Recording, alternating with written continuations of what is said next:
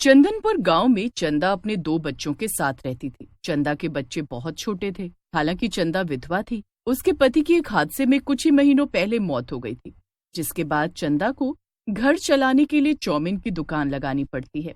अरे चंदा भाभी, क्या मस्त तीखी चाउमीन बनाई है आपने।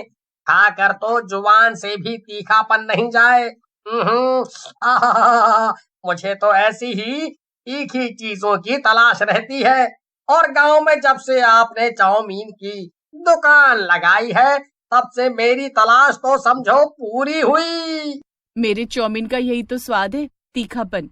वरना ना जाने गांव में कितने चाउमीन, बर्गर, पिज्जा की दुकान है, लेकिन मेरे चाउमीन में खास बात यही है कि वो मसालेदार और तीखी होती है।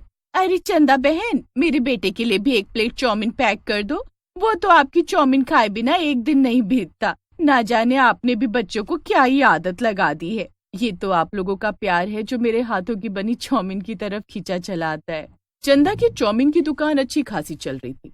चंदा बहुत सफाई से चाउमीन बनाती भी और बहुत सफाई से लोगों को चाउमीन परोसती भी थी। लेकिन चंदा की तरक्की उसकी पड़ोसन झुमरी को काफी दिनों से बर्दाश्त नहीं हो रही थी।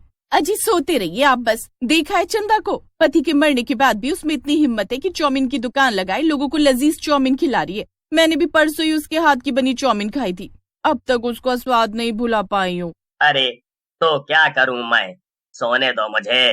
वैसे किसी ने सच ही कहा है, एक औरत की दुश्मन होती है। और इस कहावत को आज सच होते हुए भी देख रहा हूँ। एक तो वो बेचारी विधवा हो गई है, ऊपर से मेहनत कर रही है, तो तुम्हें जलन क्यों हो रही है।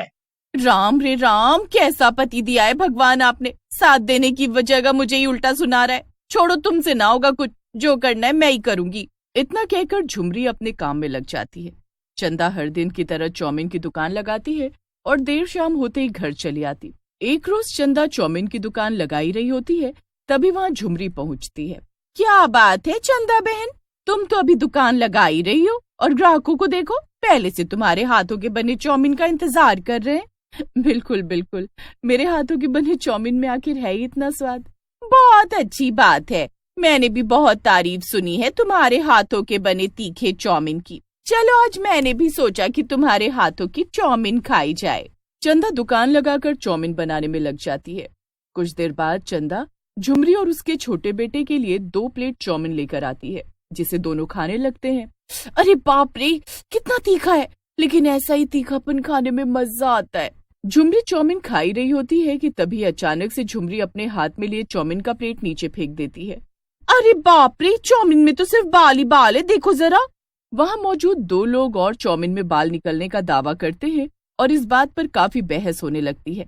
मेरे चाउमीन में तो 2 दिन पहले भी बाल निकला था, लेकिन मैंने कुछ बोला नहीं, ये सोचकर कि बेचारी विधवा है, अपने बच्चों के लिए चाउमीन की दुकान लगाती है और इतनी मेहनत करती है।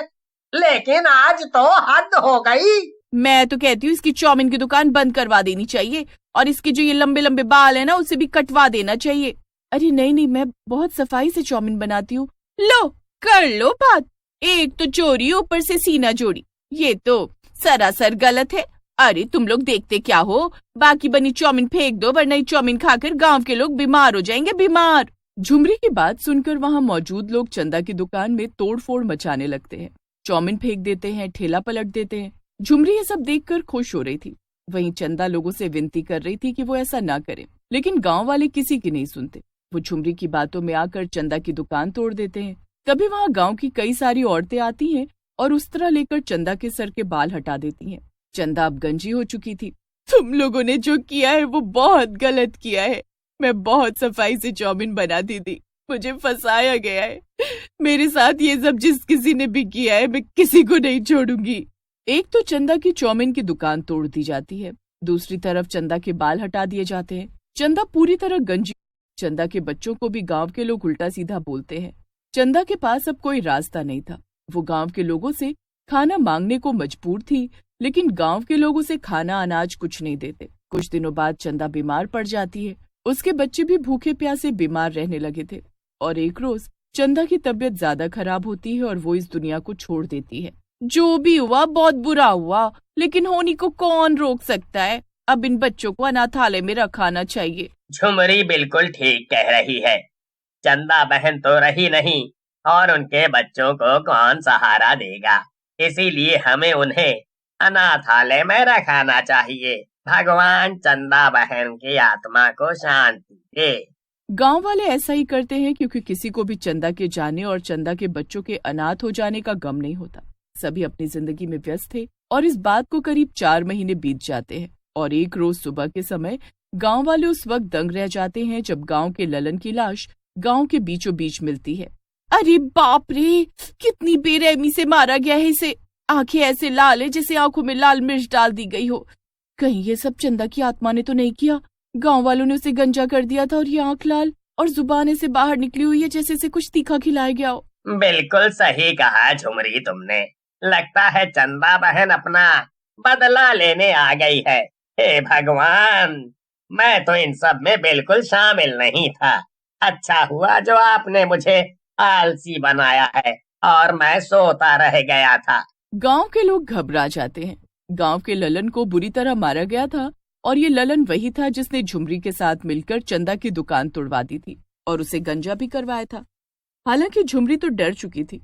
अब इस बात को 2 दिन बीत जाते हैं और 2 दिन बाद गांव के दूसरे व्यक्ति की मौत हो जाती है जो झुमरी के साथ मिला हुआ था।